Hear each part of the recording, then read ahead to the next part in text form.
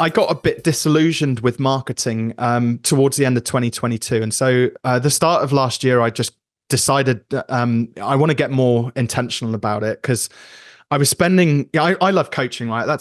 This is my dream job now. I've fallen into something which I absolutely love, and the clients I get to work with, fantastic, and the people I get to meet. But more and more time I was finding I was spending like doing marketing and trying to attract clients and grow my audiences. And I was getting a bit burnt out. So I just decided 1st of Jan 2023, I'm going to cut all of my social. I'm just like done with it. I didn't switch it off, but I was like, I'm not feeding that machine anymore. But I then had to obviously replace that because I still need clients and still need to grow my business. So I looked at what I was doing and who I was hanging out with. I was like, right, I've got these really cool, fun people in my network. I would just like to spend more time with them. And I have to have blind faith here that some good's going to come of it. So I wrote down a list of 10 people and got really hyper intentional around like what I was going to do with them, with these 10 potential partners. And it's the partnership model really, which I'm talking about here, which just ended up blowing up my coaching practice, my small sort of humble coaching practice. And how I chose those people was basically like, how fun are they as people to hang out with? Identity wise and value wise, are they similar to me? Do they work with similar sorts of people so there's an overlap? Do they already have large numbers of their an audience pre-built? So one of my challenges was I've done everything that everybody had always ever told us to do as small business owners, but I just couldn't get I've got modest audiences. They're good, they're a reasonable size, but they're not like hundreds of thousands or millions of people. But anyway, so I was like, I shifted into this partnership model. I started going to in-person events as well, so I could meet these people on my list and shake their hand, take a selfie with them, and just hang out with them. And then not only that, but at these events, I was like, right, there was this old 3-year-old version of myself in my business ages ago that was very introverted and would never do this. But right now, Robin, just be fearless, get yourself out there. So I'd sit in the front row at the events. I would just be helpful around the events. Even though I wasn't supposed to, I'd go around like handing out microphones and Q&As at these other people's events and various things like that. So I just put myself out there. And then one of the guys is a YouTuber called Ali Abdul. On his main channel, he's got about 6 million subscribers and he's kind of best known for productivity. Anyway, I started, as his team grew, I started to sort of befriend various members of his team. And I knew Ali anyway. We sort of slowly became friends and things like that. And through the process of, I coached his team just because they were awesome people. I didn't charge them for it. They were just great people to hang out with. But I was like, I knew that he had the Deep Dive podcast, which he'd set up as kind of this separate to his main channel. His first guest though was Ben Francis from Gymshark, and it's a multi-billion-dollar business now, a huge business, probably more well-known, better known in the UK. It's like a sportswear brand basically. And I thought, oh God, Ben Francis, I'm no Ben Francis. Who am I to get on the deep dive? Anyway, I coached one of his team, and this is now in June 23. And Joe said to me, listen, Robin, your coaching is brilliant. You've added so much value. I'm so, how can I help? Can I pay you some money? I was like, don't want any money. He's like, well, what can I do for you then? And this is the really important part of partnerships, right? And being fearless is knowing what to ask for and when and of whom. And when is the right time to make that ask? And you can, any of those combination of criteria you get wrong, you'll mess up the whole thing, but just everything fell in place.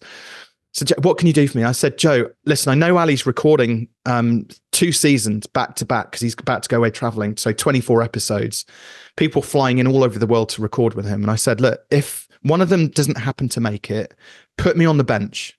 And I'll come in, I'll record with Ali. I don't want you to ask him if I can go on it, but just put me on the bench because you don't want to lose that recording slot. And so Joe said, no problem. I'll speak to Amber, who's his booking person. We'll get it set up. Anyway, that was on a Tuesday. Literally 2 days later on the Thursday, I get a call from Amber. Oh, Rob, Joe said, you're going to sub in. We need you next Tuesday. Somebody can't make it. Can you do it? And I was like, yeah, of course. No problem. Put the phone down. I'm like, oh, shoot. I had school drop off and pick up to do. My wife was away working. I had 2 podcast interviews booked in a coaching session with a client. And I was like, I had to cancel everything, rejig it. Got on the train, recorded. It was actually 2.5 hours, the interview. It's called Deep Dive. And we did something really cool, actually. So I ended up somebody wanted help with a pricing problem for their products during lunch. We were having lunch together. So I coached them.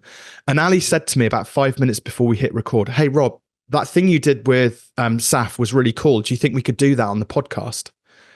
So the first 2 hours of the podcast, I coached Ali with two essentially businesses that he'd made up. And we coached him through the whole process of like his offer and how much to charge for it and how he could sell it and what his numbers were in the business. And then the last part, we eventually talked about, a bit more about me. And it blew up. It went live in August the 4th.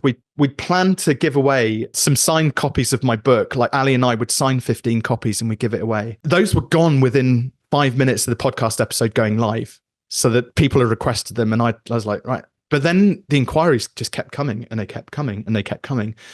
I ended up shipping something like 700 books in the first 90 days, physical copies. So I'd sign them, take them down to the post office and send them. And in total, since I've got something like 3,000 leads, and I still get inquiries coming through daily. This is 15 months on from that episode. And financially, money-wise, it's raised about $250,000 worth of new business for my practice. So that's just one interview. Now, I'm not one of these guys. I have a family and responsibilities and stuff like that. And I'm not saying I don't necessarily want it, but I've no desire really to force the issue of becoming a 7-figure coach, 8-figure coach, whatever.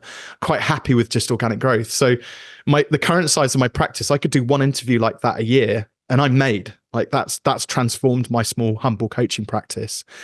But it definitely demonstrates the power of podcasts. If you get in front of the right audience, we're fortunate Ali had a very diehard following and it crossed over naturally with my audience.